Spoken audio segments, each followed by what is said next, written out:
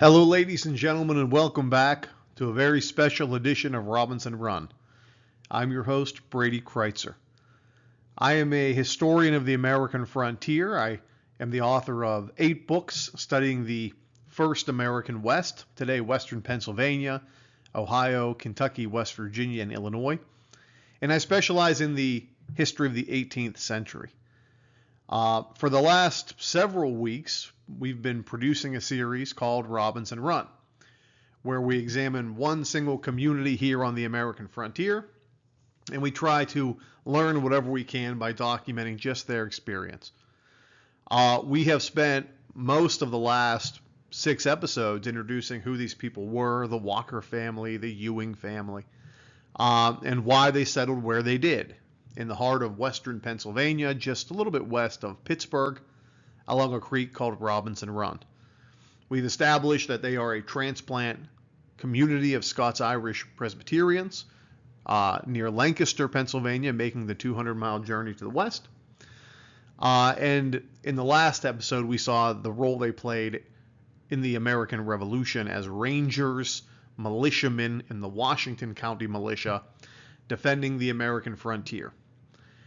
We also established that in the fall of 1781, which will be very important, they sent an impassioned letter to the commander of Continental Forces in the West, William Irvine, which they wanted to be relayed to Congress, begging for supplies, begging for ammunition, and begging for support, because none was coming, and it wouldn't come. We know these people had intelligence that Native Americans allied with the British Empire were ramping up for some sort of major offensive in the spring of 1782. They were writing in the fall of 1781, and they were afraid.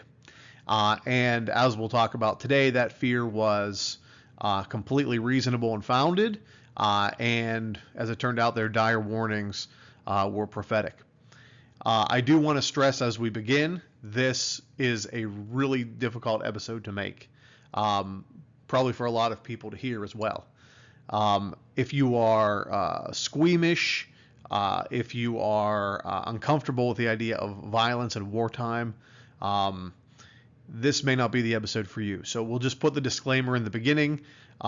Viewer discretion is advised. We will talk about themes of war, violence, and civilian casualties in this episode.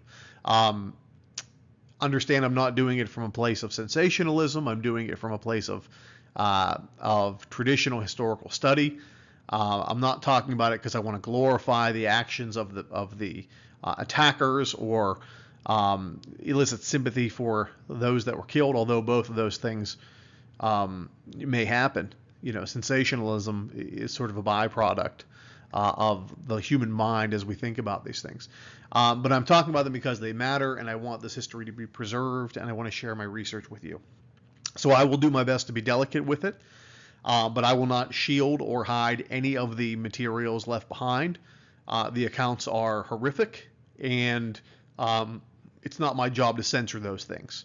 I want you to see the actual documents, the actual sources as they stand, because that's why those people wrote them down.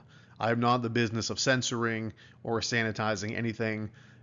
If you want that, you know, you can find that in a lot of places. This is not one of them.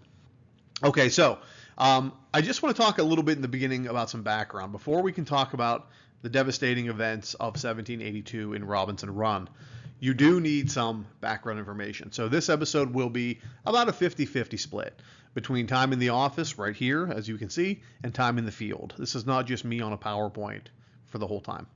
But there is important background that we need to establish.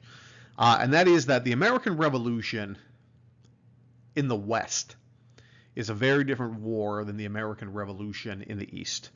And you can see on this map here, kind of a map of colonial America in the 1770s. In the East, the American Revolution is a battle of big armies. George Washington and you know, Thomas Gage and redcoats and Continental soldiers and Yankee Doodles, and that's great. But in the West, and by West I mean anything over the Appalachian Mountains, where I am today outside of Pittsburgh and the area where we're going to focus in Robinson Run, the war is a terrible civil war. brutal and partisan. Neighbors fighting neighbors. Native Americans allied with the British, attacking American settlements. It involves really personal combat, hostage taking, captivity, massacres, and brutality. I mean, this is the American Revolution in the West. And it's not a revolution we like to think about. We probably think about fifes and drums and, marching around with tricorn hats. That's all relevant, but not in the Western theater. So that's the world that I study. And I understand it's not for everyone, but we talk about it because it's important. So let's go ahead and dive into what's going on in the American Revolution in the West very quickly so we can get to Robinson Run. The man you're looking at here on your screen is Henry Hamilton, and the fort that you're seeing is Fort Detroit. Now, Fort Detroit is located in what is today Detroit, Michigan, in the Great Lakes, on the Great Lakes, rather. And this is going to be the operational headquarters for the British war effort on the American frontier. And Henry Hamilton has an important job, and he's British, and his job is to collect Native American allies, and utilize them in whichever way helps the crown the most. And the way Henry Hamilton will make this very short, chooses to utilize Britain's Native American allies, is through causing chaos, war, and havoc in the West on the frontier. He tells them to raid settlements, destroy villages, burn homes, make the war in the West as messy and as terrible as possible, because what that's going to do is going to draw resources away from George Washington's Continental Army in the East. So remember, in Robinson Run, 1781, they're saying, send us supplies, send us help, send us guns, send us bullets. Those are guns, bullets, and supplies that the Eastern Army under Washington needs too.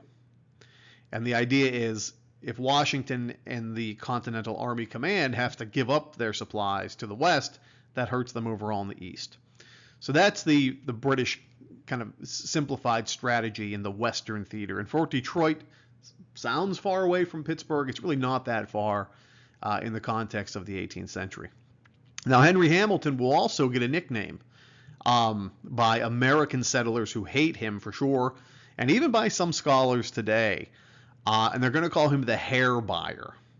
And that's because there was a rumor that's mostly unfounded that in the American Revolution beginning in 1777, Henry Hamilton offered what we call a scalp bounty to British allied native warriors. And the idea was that he said, if you bring me scalps removed from the heads of American settlers, I'll compensate you in some way. I'll pay you. I'll reward you. So Hamilton was known here in western Pennsylvania, in Kentucky, in Ohio, in western Virginia. He was known as the hair buyer because he was seen as like the person responsible for the many, many, many, almost countless devastating Native American raids that are going to happen during the American Revolution. It's going to be very easy for us, and I want to be very careful about this, to paint Native Americans, Indian warriors, as the bad guys of this story. And I do not want to do that. Because I want you to understand something about me. I have very little interest in political correctness, especially when it comes at the expense of really understanding this event in totality. I'm sympathetic to all sides, but I don't sanitize anything. Native peoples were often called by American settlers, and we know the word, savages. And I would never use that word out of the context of reading 18th century documents. They were called that, savages, because the Native American style of war really did not sync up with the European vision of what war should be. The European vision of war is armies, generals, order, a hierarchy of power. Civilians were left out of the fray. If there were civilian casualties, something went wrong. Native warfare is very different, and it developed completely separate from European war. Remember, the European world and the native world will not come in contact until Columbus sails the ocean blue in 1492. Of course, the Vikings were here earlier, I get that, but you know what I'm trying to say. It developed as a tradition entirely differently from European war, and they did not match up. Native American war is very individualistic. It's very much centered on individual achievement.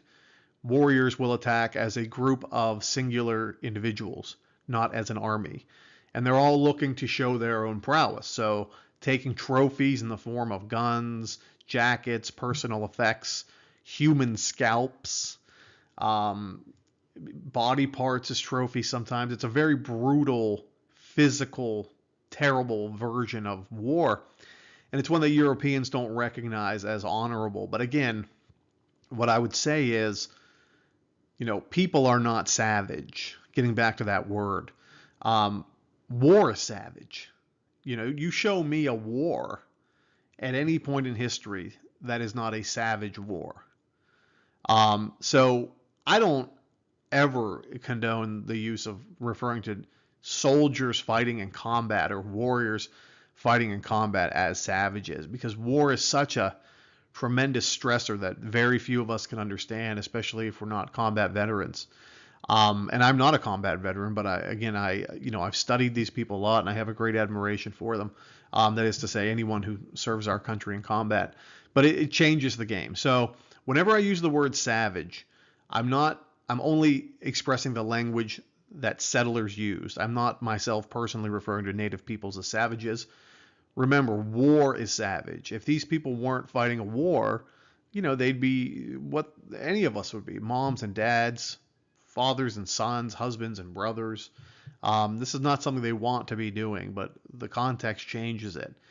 But the native version of war definitely does not match up with the European version of war.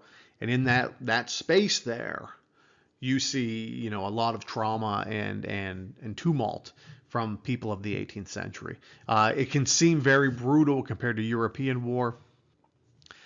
Remember, all war is savage, regardless of who's launching it. Now, by the 1770s, Native Americans have been fighting a war for their own freedom, their own self-preservation, their own interest and independence, really, here in Western Pennsylvania since the 1750s. I mean, in the 1750s, it begins with the 7 Years' War, commonly called the French and Indian War in the colonies. They are fighting alongside the French, primarily, the Great Lakes peoples, the people of the Ohio country, the Shawnee, the Wyandot, the Lenni Lenape, or the Delaware, the Mingos, and the Miamis. They're fighting along the French side, the French, to preserve their own land, their own hunting grounds, their ancient right to the soil. And of course, the French will lose that war. And then they try to kind of make their way in the British world. Okay, the British seem to be interested in peace, and they seem to recognize a lot of native rights, and that's true. So they do their best to, work in the context of Britain and preserve whatever land they can have. When the revolution comes, native peoples will be staunch British allies, as they'd been really since the end of the French and Indian War, the 7 Years' War in 1763. There will be a brief period of insurgency uprising from 63 to 65, we call Pontiac's War. I don't want to lose you guys. But from 65 onwards, native peoples, by and large, with a few exceptions of violent outbursts, try to make their way in this British world. So when the revolution begins, they view the American rebellion as problematic, because the Americans seem really sort of determined to take as much land as possible. And land is always their central goal, preserving land for themselves and their children. And just as the British will go to war, the Native Americans will go to war as well. So again, I don't want to paint them as the bad guys of the story. I would advise anyone studying history to stay away from the designations of good guys and bad guys, because what that's going to do is change the whole paradigm of how you view an event. Certainly, if you do view it that way, that's fine. That's your perspective. As a professional historian, that's really been trained out of me at this point. Much like in the way I don't say things like pop or Permani sandwich, that's kind of trained out of me at this point. I say soda because I'm very fancy. I'm not fancy. I'm still from Pittsburgh, but that muscle sort of is just gone. So good guys and bad guys, it's an easy way to look at things, but it's not the correct way, and it's certainly not going to let you understand the event in totality. So otherwise, let's talk about Robinson Run. In October of 1781, if you've seen the Hamilton musical, you know this. George Washington's Continental Army finds victory at Yorktown. The world's turned upside down is the song they play, and most people generally view Yorktown kind of as the end of the American Revolution. Well, the problem is, at the same time that Americans in the East are celebrating that the victory at Yorktown has occurred, that's when those people here in Robinson Run are writing that perilous letter. Please send us help. Please send us supplies. Please send us anything. The British Allied native warriors are planning an attack when the winter ends in the spring of 1782. It's coming. So talk about a disconnect. In the eastern part of the country, everyone's celebrating freedom, independence. I think we might win this war. The war is over. Major combat operations have ceased. But here in the west, I mean, people are gearing up for full-scale assaults because the worst is yet to come. And they know that. So it's a very interesting parallel. On one side of the country, they're happy and celebrating. On the other side of the country, they're preparing for the worst. Here we have a look at major operations in the northern and western theaters of the American Revolution. 1782, you can see that red star, by the way, in the middle. That red star is Robinson Run. 1782 will be the worst year of the American Revolution in terms of violence here in the West. British Allied Indian raiders, Native American warriors go on the offensive in 1782. For the British, it's kind of a last-ditch effort. They know they're losing the war. They want to cause as much chaos as possible. I mean, if you look at the events of 1782, it's the absolute worst period of the Revolution. Daniel Boone is fighting the Shawnee in Kentucky. Colonel Crawford is murdered and tortured along the shores of Lake Erie. The second largest city of the whole American frontier, Hannistown, in today Westmoreland County, Pennsylvania. Really, the West had two major cities, Pittsburgh and Hannistown. Hannistown will be completely burned and destroyed, annihilated, and never rebuilt in 1782. The Reverend John Corbley lived in what is today Greene County. He and his family were walking to church. He will escape, but he'll watch his wife and I think 5 of his children attacked and murdered by British Allied native warriors just south of the Robinson Run position, just today in Greene County. I mean, 1782 is a nightmare for the American West. And it's because native warriors are launching, and I mean full-scale assaults across western Pennsylvania. Western Virginia will have attacks and raids. Kentucky will have attacks and raids. It's really a terrible period in terms of civilian casualties, because all the people being destroyed and killed are really not soldiers, but they're men, women, and children who are non-combatants. And the stresses and strains of the American Revolution in the West are just tremendous. So I want to paint that picture for you because I want to put the events that we're about to talk about, Robinson Run, in context. This is a long episode, but what this is going to be is a study of a battle, or maybe better yet, a raid. And it's the first time that the raid on Robinson Run, as far as I can ever tell, has ever been formally studied by a professional historian. So I'll be honest with you, I've kind of been looking forward to this whole episode, because this is what really drew my attention to the story overall and what inspired me to tell the whole Robinson Run story. But we're going to break down the events of September of 1782, the destruction of Robinson Run. And we are going to do it as I would analyze any battle as a professional. I want to take you through my process and kind of look at the things that are available to do that. All right, I need a drink of water for this one. So here we go. Remember, so far in this season, we've found a few important points, and we had to find those points for the rest of this story to make sense. And those points we had to find were, of course, the farm of Gabriel Walker, where this engagement will largely take place. We had to find the farm of his brother Isaac Walker, further down Robinson Run, right near Rennerdale, Pennsylvania, outside of Rennerdale, Walker's Mills, PA. And then we had to find Ewing's Fort, which is at the far end of Noblestown Road or Robinson Run. They mirror each other near Route 79 near Carnegie. All of those previous episodes I'd encourage you to watch. I think they're episodes 3, 4, and 5 are essential for understanding this story. So here we go. The account of the attack and destruction of Robinson Run survives from the records of a man named Charles Ewing. Now, why does Charles Ewing have an account of this? Charles Ewing lived in the 1900 roughly. Charles Ewing was the descendant of the Walkers and the Ewings. Somewhere down the line, they were married in the 1800s and had children, and the Ewing family and the Walker family will merge. So what Charles Ewing says is he actually has the first-hand accounts of Isaac Walker. We've never found them. But the story he relays here and that I have on the screen, word for word, edited slightly for length, just pertinent details, is from Isaac Walker himself. So here we go. In 1782, September, a band of Indians, about 25 in number, approached the cabin of Gabriel Walker. We're going to go to these places and look at these things. So again, right now you have a band of about 25 native warriors. That makes total sense to me. That tells me this band of warriors was not local, but they were sort of moving around the greater Ohio River Valley looking for opportunities to strike. If this was done by 3 or 4 Native American men, I would say they might be a local group.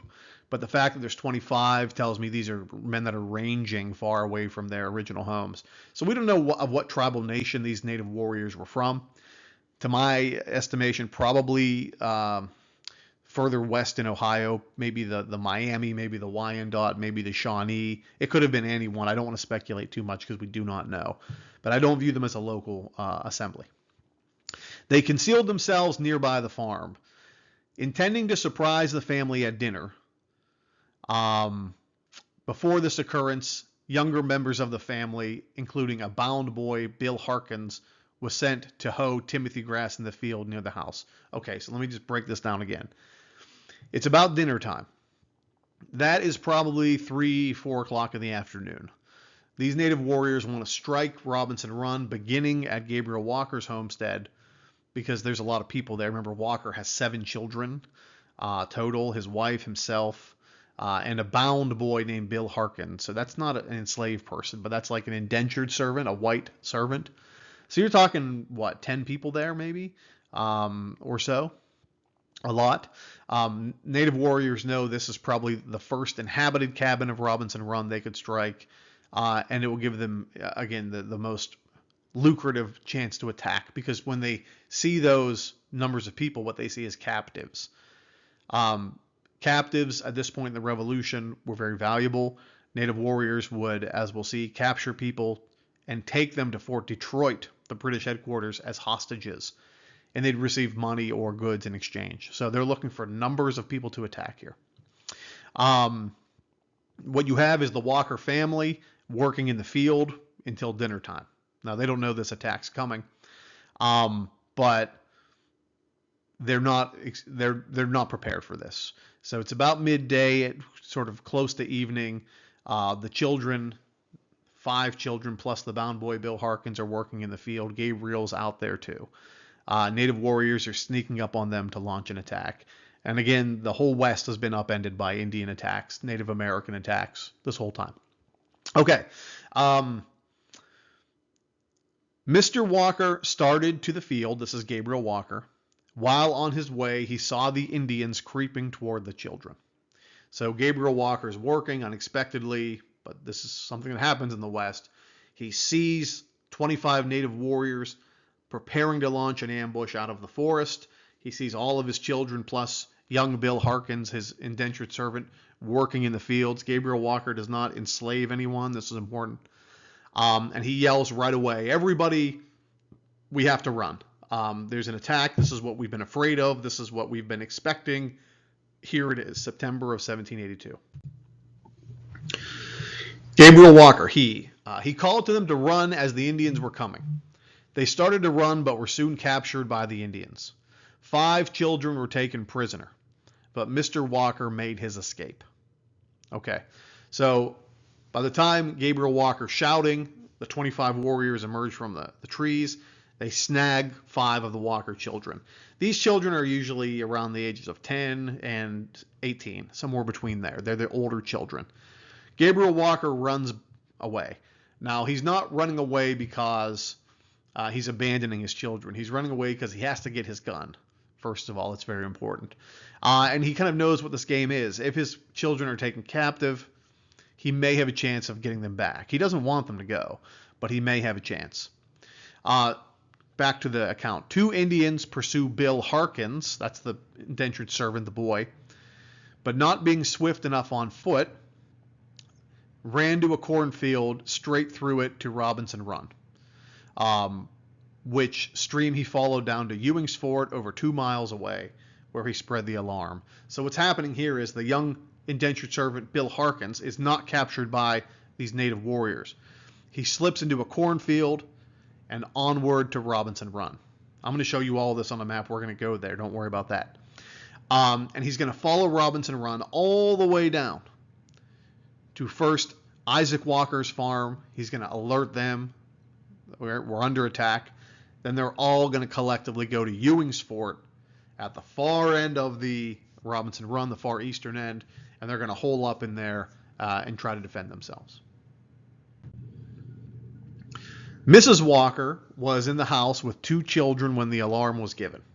She started to make her escape, snatching up her baby, she has a newborn, to run. But the other child said, and this child's probably 2 or 3, quote, "Mother, don't leave me for the Indians." Such a traumatic place to live, really. So she grasped them both, and under the cover of high weeds, back of the house, she managed to conceal herself. And she made her way to the fort. That's Ewing's Fort at the far end of Robinson Run.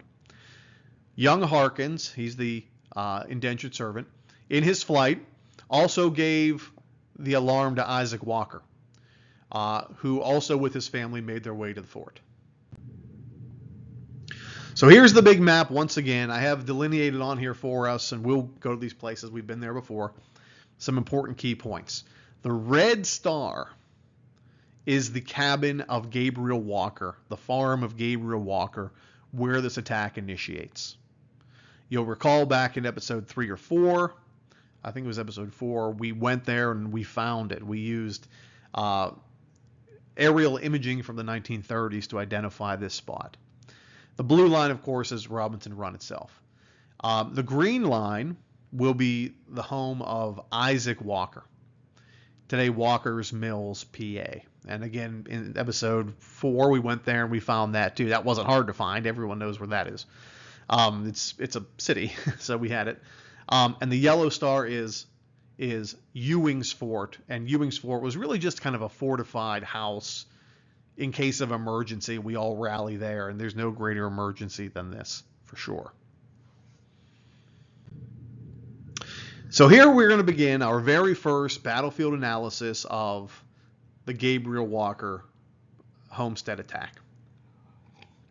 It's never been done before. Sorry for my drinking there. It's never been done before, and I want to take you through the process I use to kind of give you a sense of how we're going to do this. So right away on the map, a couple things that we can clarify. You can see at the top of the screen, going left to right, Nike Site Road. This is a modern roadway. It's a bridge in Collier Township, Pennsylvania. Beneath that is the Panhandle Walking Trail. It runs from top to bottom on the screen. Former railroad track. So that's all going to be very helpful. Again, episode 4 shows how we found that.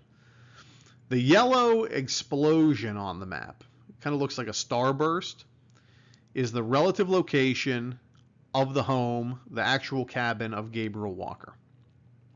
We know this is the cabin of Gabriel Walker because of some clues that were left behind. And one of them said the cabin was at the base of a hill. Well, you can see immediately to the left of the starburst, that is that tree, bunch of trees there, that's a rolling, sloping hill. So that's where it's going to be. The orange lines below it, which I made very hastily, are going to be the relative location of the Gabriel Walker cornfield.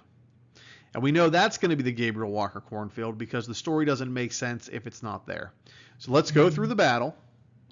We're going to get real handy here with some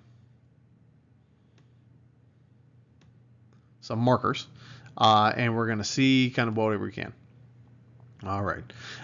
So the native warriors are going to attack. Follow my arrows from the north.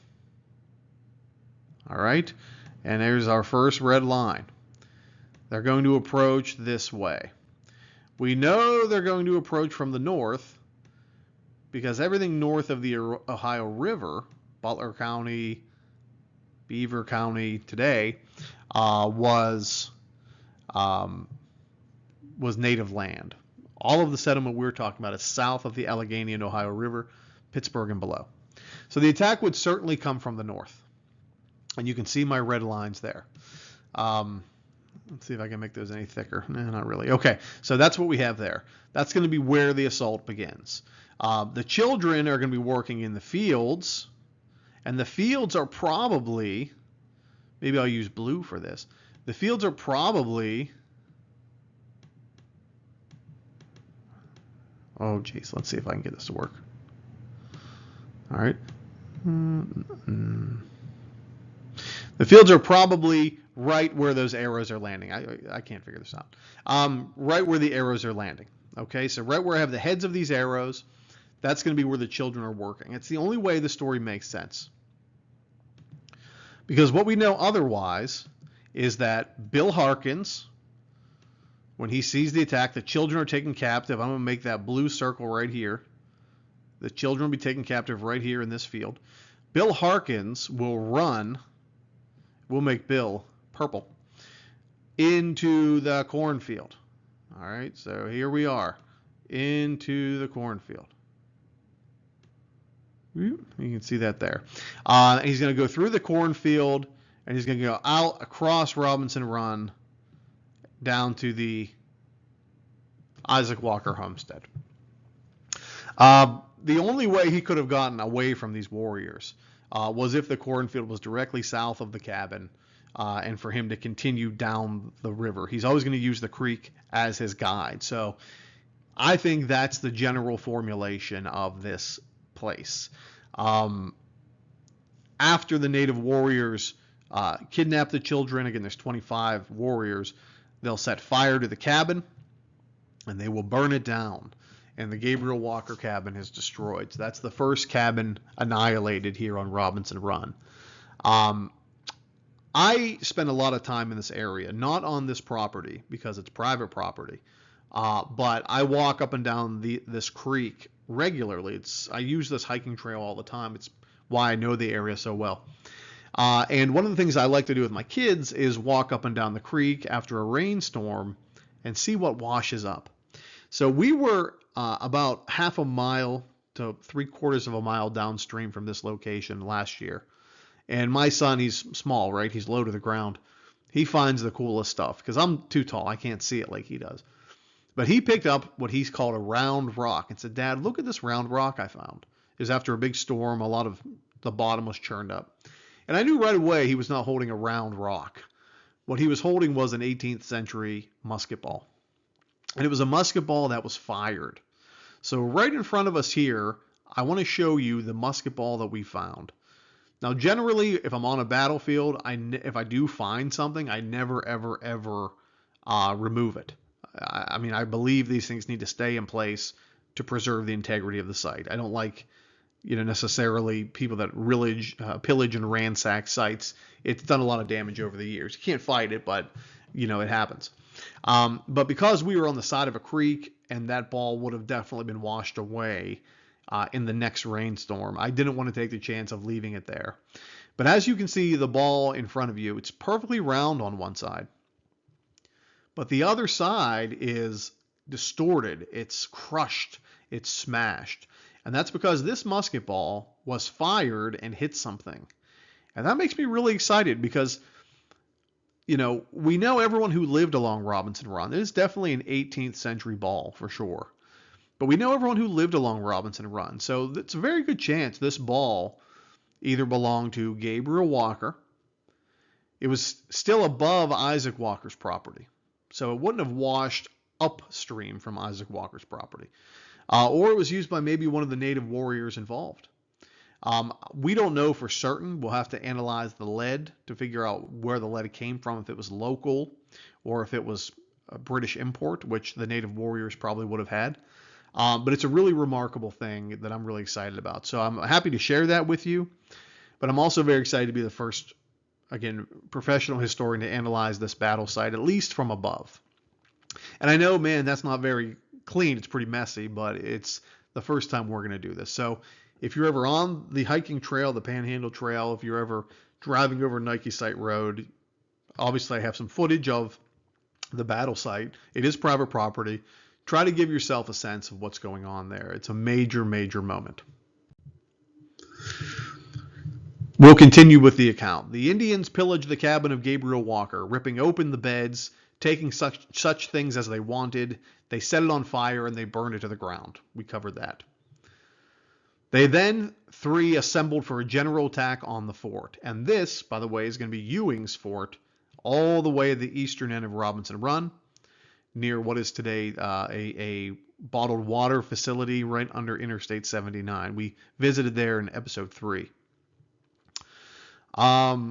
They prepared for a general attack on the fort, which had just been started when Providence again intervened, but the timely arrival of several men from Miller's Run, amongst who was Captain Joseph Casnet. All right, so here's where we're going to draw back on episode 6. Remember, the 4th Battalion of the Washington County Militia had 8 companies. And in that company was a company of a man named Captain Joseph Cessna. And Joseph Cessna, that was Gabriel Walker's company, that was Isaac Walker's company, lived in what is today or near today Bridgeville, in the Chartiers Creek area.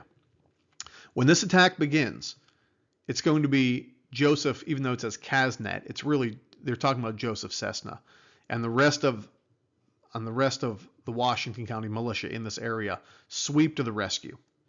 And they engage in a firefight with these 25 native warriors trying to attack all of the poor people of Robinson Run hiding in Ewing's fort. This is when we get to the most terrible and traumatic moment of the event. Again, viewer discretion is advised. We are going to talk about civilian casualties now, and it's not going to be very easy, but I'm not going to hide anything. The Indians, after a consultation, so they're meeting, discussing what to do during this firefight, murdered the 2 younger boys, ages 8 and 12, in sight of the fort, and left their scalped and bleeding bodies on the ground. So the Walker, Mrs. Walker, Gabriel Walker, are hiding in the fort. 5 of their children have been taken captive. The Indians don't know what to do. They don't know whether they want to take this fort or just try to escape with their captives. They make the decision to make a statement, and the statement they make is bringing out an 8-year-old boy and a 12-year-old boy, 2 of Gabriel Walker's sons, and they essentially murder them in front of their families in view of the fort. And this is kind of their last, statement of defiance to the people inside the fort. Like, oh, you think you got away from us? You think that you've survived this? Watch what we're going to do here. This is a very common scene, but to me, it's one of the most horrific moments in the history of the American Revolution here in Western Pennsylvania, because 2 children were murdered, and they were murdered in front of their families. Sort of a shock and awe, terrible event. They were killed. Their scalps were removed with a hunting knife, a scalping knife, and they were left dead in the field. It was a completely senseless and brutal, unnecessary moment. But you kind of understand, since 1781, the people of Robinson Run have been pleading with the Congress, send supplies, because they knew this moment of reckoning would come. And the supplies never came. Then they, this is the Allied warriors, departed in a northwesterly direction with their captives. The captives they had were James, 17 years old, Martha, 15 years old, Mary, 13 years old.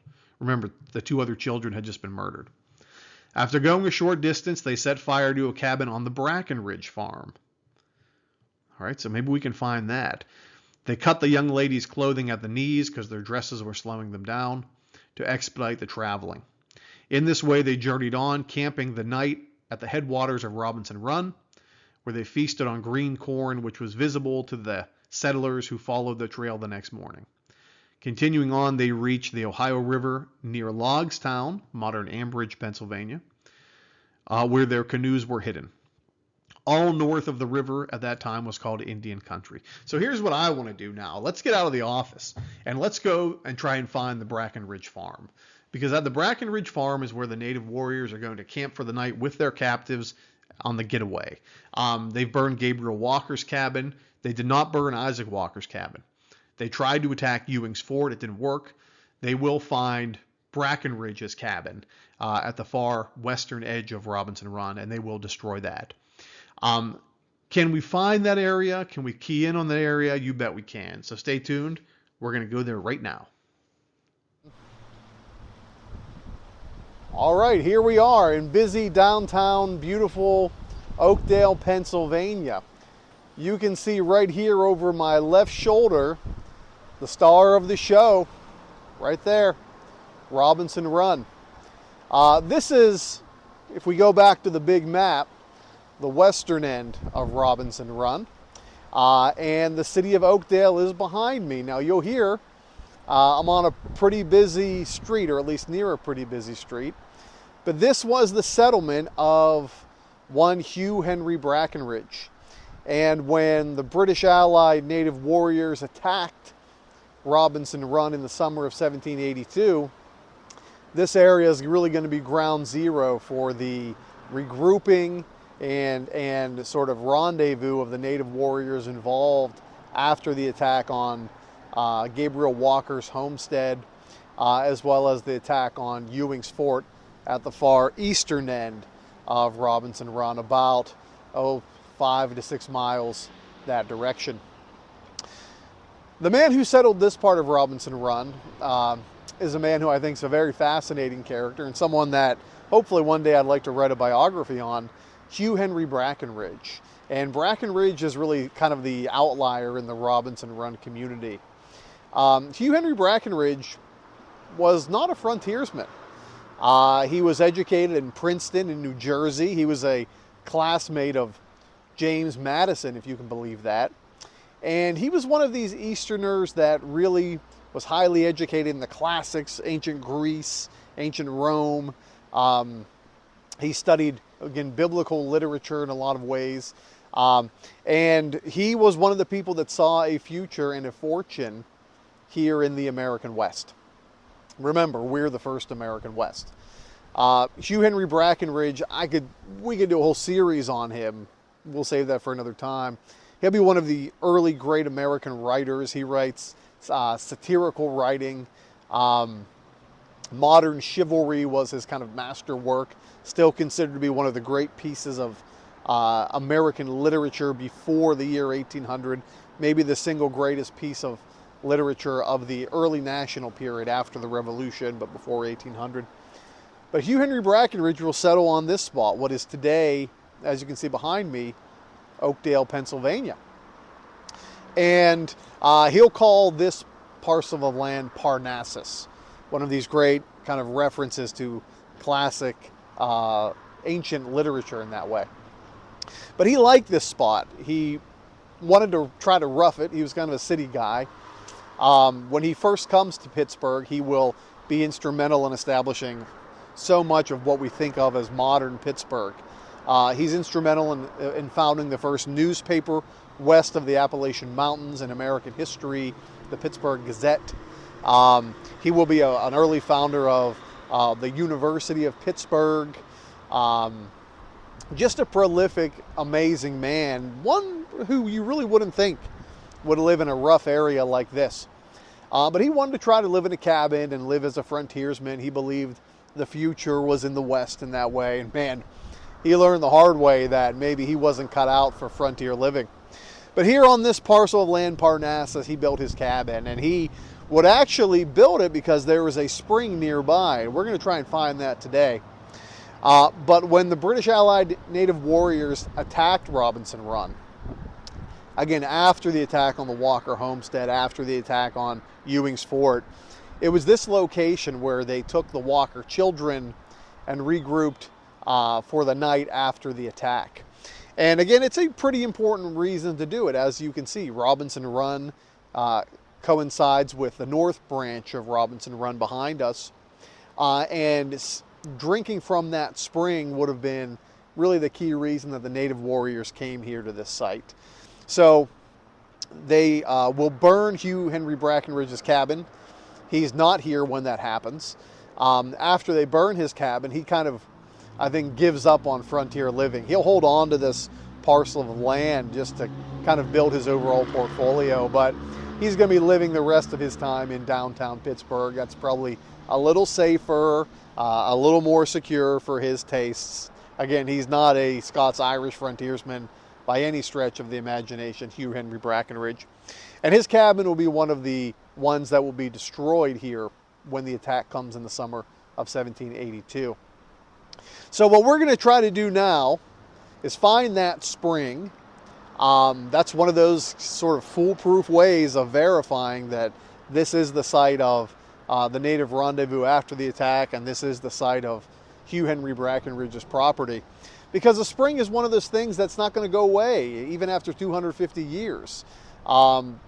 You know, the creek itself, Robinson Run, is our greatest indicator of following this story. But if we can find that creek, I think we can pretty much nail down this is the point of, again, convergence, the point of regrouping for the many, many, many native warriors that raided this area. So let's take a walk and see what we can find.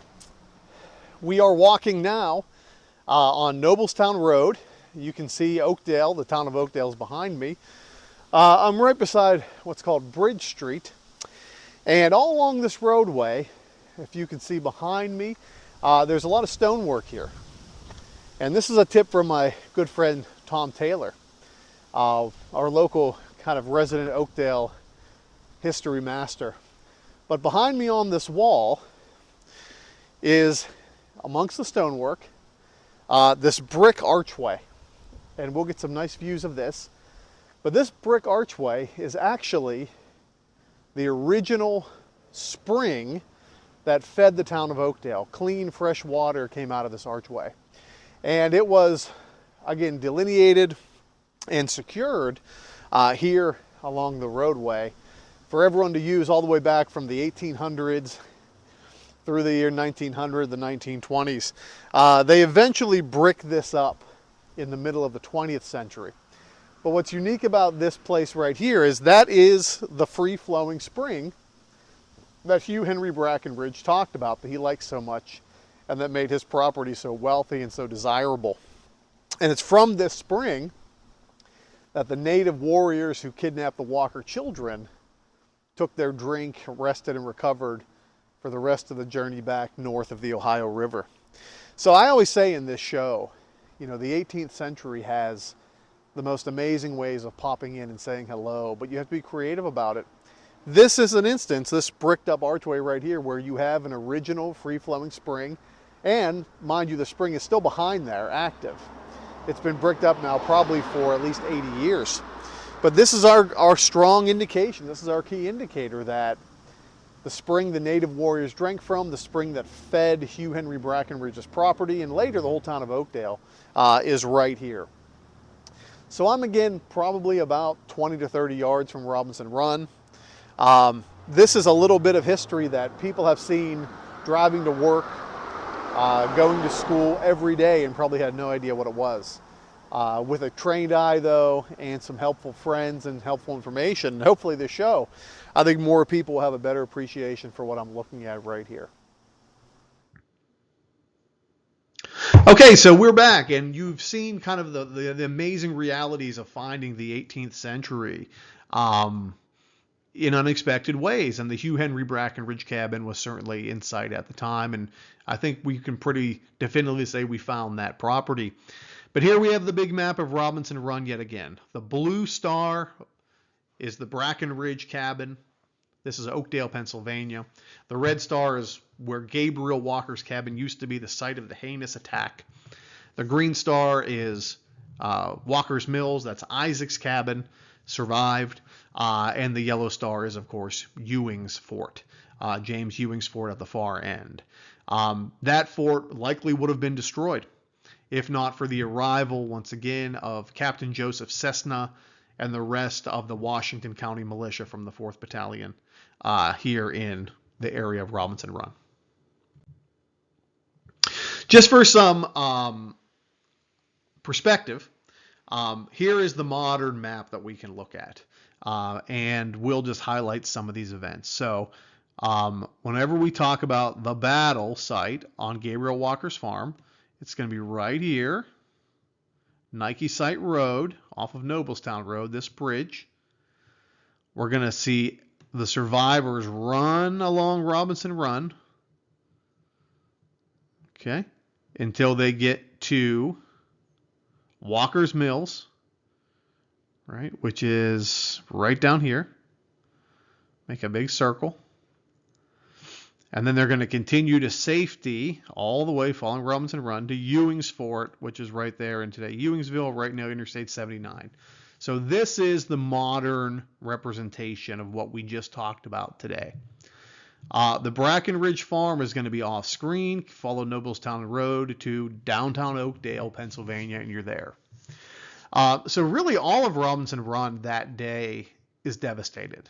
By all account, Isaac Walker's farm survives, but really the whole western edge of Robinson Run is burned and destroyed.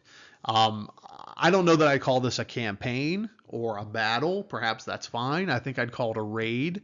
But this is the first time anyone's ever really looked at it in totality, and I'm really excited to share it with you. But we're not done yet, so hang on a little longer. Okay, after the children are taken captive and 2 of them murdered, 3 taken captive, the account continues. The news of the massacre and capture spread amongst the settlers. Messengers were sent out far and near to the inhabitants, who gathered the next day at Ewing's Fort. So you're having everybody from this whole area, this whole part of Allegheny and Washington County coming together to try and find these children. A band numbering between 40 and 50 men was organized. My gosh, that's an entire company of the Washington County Militia, really, if you think about it, maybe 2 were organized. And among them were Ewing, John Henry, Peter Hickman, and John Connors. After a consultation, they appointed John Henry their leader. They then appealed to the bereaved mother, who told them, "Go bring them dead or alive." Gabriel Walker's wife, remember we met her, Mary, she's going to tell them, "Bring my children home dead or alive." What a horrific and terrible event. But it's so important we study this. Remember, we met Gabriel and his wife when they were first married over in Lancaster County, Octorara Township. We followed them to when they settled here in the 1770s, and now here we are. They've been living in Robinson Run for 10 years, and their family is torn to pieces by this very horrible and partisan war. Those words echo in my brain. They live there, forever. This grieving mother says to them, "Go bring them dead or alive. Bring my children home dead or alive." They followed the trail with caution for fear of ambuscade. So again, they are following these 25 native warriors. They don't want to be attacked in the meantime. And they finally reached the Ohio at Logstown. And the place where they actually reached the Ohio, it says Logstown, which is Ambridge, but it wasn't at Ambridge where they caught up with these warriors. They actually caught up with these warriors at what was called Stoops Ferry. So if you want to know where Stoops Ferry is, this is the relative location of the Sewickley Bridge today on the Ohio River. So if you're coming down University Boulevard in Moon Township, the Sewickley Bridge is there. That's going to be the relative location of Stoops Ferry. And that's where they actually catch up with these Indian warriors and the 3 other Walker children. They saw the Indians crossing the river, so the rescue team gets there too late. They fired upon the last canoe, killing 1 and wounding another. Okay, so they do manage to kill one of these British allied native warriors. They wound another, but the Walker children are taken across the Ohio River and they vanish. The reality is they don't vanish. They do come home, but they'll be taken all the way to Fort Detroit. Once they're at Fort Detroit, they're handed over to the British. The British will exchange goods or money to the native warriors that captured them. And then they're actually pretty safe because they're in the hands of the British Empire. The British will move them to Canada. Imagine that, usually Quebec or Montreal. And then when the war was officially over and the peace treaty was signed and all the particulars are worked out, the children were sent to Philadelphia and then back home. And of course, we know the way they came back home, the wagon road leading to Robinson Run. And we found that in episode 5. So it's a really kind of joyous reunion. But, 2 of the 5 Walker children that were captured were murdered, but 3 do survive. And this is the Walkers that will continue on the family name. Now, the sad story kind of continues. Some months after these events, the narrated events, Bill Harkins, remember, Bill Harkins was the indentured servant that basically saved Robinson Run. He ran, he alerted everyone, he sounded the alarm. He will be working with an enslaved man belonging to James Ewing near present-day Gregg Station. While they're working in the field, native warriors, a few months later, approach them. This is probably fall of 1782. Captured and killed young Bill Harkins and the enslaved man that was with him as well. Gregg Station. So that's our next stop. We're going to go to Gregg Station. We're going to find the site where Bill Harkins and the enslaved man were killed. And then that, combined with everything else we've talked about, has given us a really great on-the-ground view of this event. So hang tight. We'll be right there. It is a balmy 30 degrees here in Collier Township, Pennsylvania. I don't know whose idea it was to make this video here in December. I think it probably should have been the summertime. But anyway, here we are. We are at the parking lot for the Panhandle Trail off of Gregg Station Road. And behind me, you can see this big industrial sort of cement factory.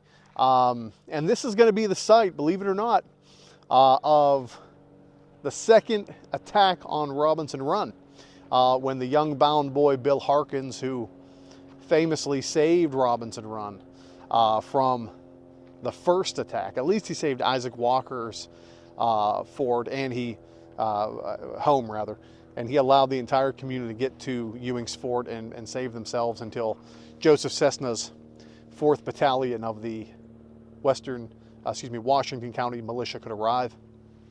This is where Bill Harkins will ultimately, sadly, lose his life. Now behind me, and I'll get some good shots of this, you can see this large industrial cement sort of factory, I guess. That is going to be the location of the Bill Harkins attack.